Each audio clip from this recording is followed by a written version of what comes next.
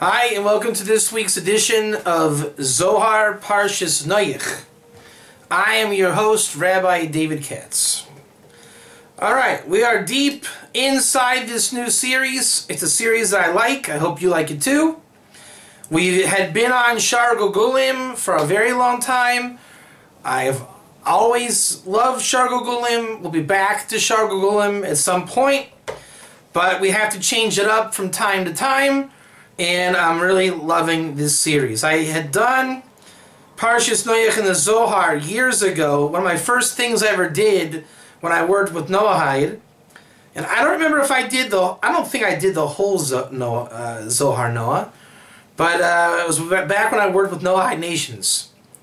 I know I did at least a lot of it. I don't know about the whole thing.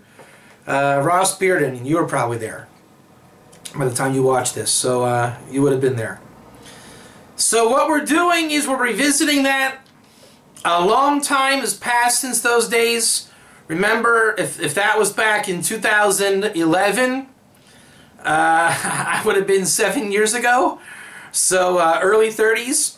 And you guys would have been 7 years removed from what you're involved in. So we've come a long way. And, man, I'm just saying a word that this just proves my point. Let's just go and get inside. Again, Zohar Noach, class number 2. Man, the point I want to say, and I think I stressed this last week too, is we get lazy. Everybody likes to get lazy. I have here in front of me, remember, love the book, right? So we're looking at Sefer Zohar HaMenukad. It's got the nice print and vowels, with the commentary of the Sulam, of Ashlag. So that's where we're reading from. And up on top, he has a style of Mishnayot, along with the Zohar. And then Mishnayot is written in Aramaic. It's teachings. And we said in Noach there's 388 teachings in this particular Parsha. Am I right about that? Should be 388. I remember. Yeah. And there's the Aramaic, and then there's the Sulam bringing us the Hebrew translation. And the Sulam is one of the standard commentators and translators of the Zohar. Another one would have been the Ramak. Another one is Matok Medavash, one of the more recent commentaries. I prefer the Sulam because he keeps it real skinny. He allows for meditation. And the problem I have is when you get lazy and look at him only, remember he is just a commentary. So in the original, they'll bring things that for whatever reason he didn't feel the need to. And I'm seeing a big one right here. And number 5, the word ikre. And I told this to Mike in our learning. So let me make a little note for myself.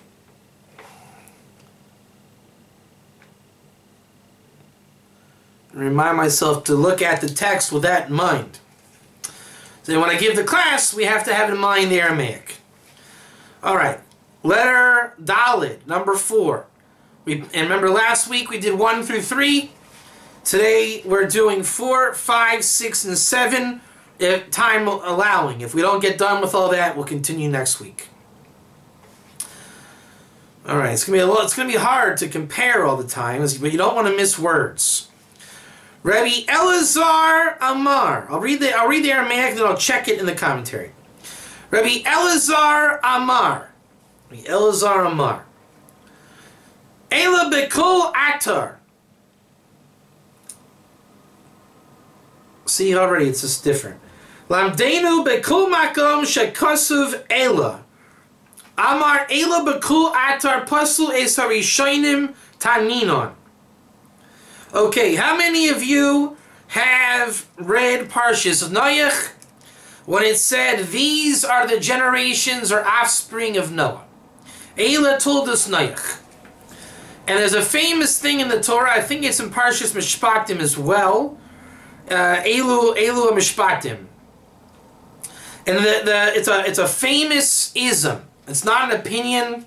It's one of the rules of exegesis. That whenever it says Eile, Aleph Lamed Hey, it's coming to, I would say reject, but here the word is puzzle. Puzzle means to invalidate all that came before it. So all of your arguments are good. We can say, Ella, rather we go on this way, da-da-da-da-da. What I'm saying is, yeah, you guys are okay, but get lost. Alright, so we're saying, Paisel es harishonim.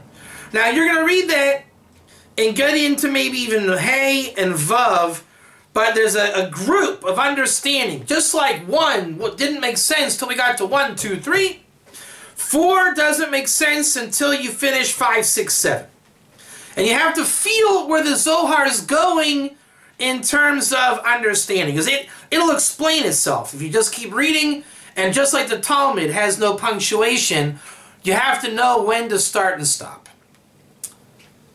Paisel is Rishonim, Ma Kasuv LaMaile, Ma Kasuv LaEile, Beparshis Bereshis, Pirshida Bereshis, Naha Yaitsim Me'edin, Naha Yaitsim Me'edin, Lahashkes Isagam, Yisham Yiparid. See, he didn't bring that down here. I would have liked for him to have brought that. You know why? Look, we have a 1 finger, a pen, and the text above, and 1 finger below. They say that's why God created you with 2 hands. 1 for Taisus, 1 for Rashi.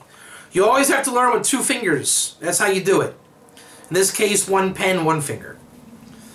Then, as we say in Bereshis, that the river came out from Eden to water the garden, and from there it's separated.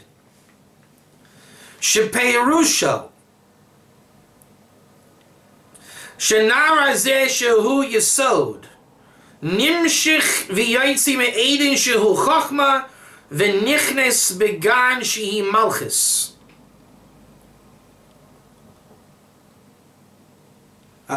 This is the river that separated, went out, and watered the garden. The ishkele mashkuye le'el va'avid le'naicha. Right, already now, that's beyond my pay grade without using dictionaries, so we're going to rely on the commentary. And it watered the Mishka oso mishkavi shomayla. This watering is the watering of above. The oisi lo nachas ruach, and it makes for it nachas ruach. Nachas ruach, a short way of saying that is nachas. When your children and your grandchildren make you smile with joy, we call that nachas. So watering the garden, you know how like when you see a nice pond and a sprinkler system and the flowers are getting sprinkled on and it's only goodness, right? That's nachas ruach. A gardener would feel very good about that. Ve'oisei peris umigdal zrayim. It grows fruit and it makes fruit and grows seed. And this is the nachas of everything. And then there's nachas for everything. So a proper nurture in the world is nachas. If you have grandchildren that make you happy and joyous, that means you have done your proper share of nutrients, nurturing. Shezeu nachas legan sheyesh lo peris. A garden has nachas when it has fruit. That makes sense, doesn't it? V'hu mevi nachas lenor liyosi iso es haperis. V'hu mavi nachas, and he brings nachas to the river. This brings nachas to the river, who makes the fruits. So the grandchildren bring you nachas. They are the nachas, and you receive the nachas, because without you, they're not coming. Kamoshik sav kilo Shabbos, as it says in Bereshis, that God rested, Hainu ben Nahar shehu yesod, which is the river, which is the Sfira Yisod. Ukasi vayishbois b'yom hashvi, and it says that God rested on the seventh day, which is to say, in the garden, which is Malchus, the seventh attribute. Umefarish vayishbois, meloshin menucha v'nachas. Ah, very nice. I didn't see that in my prep.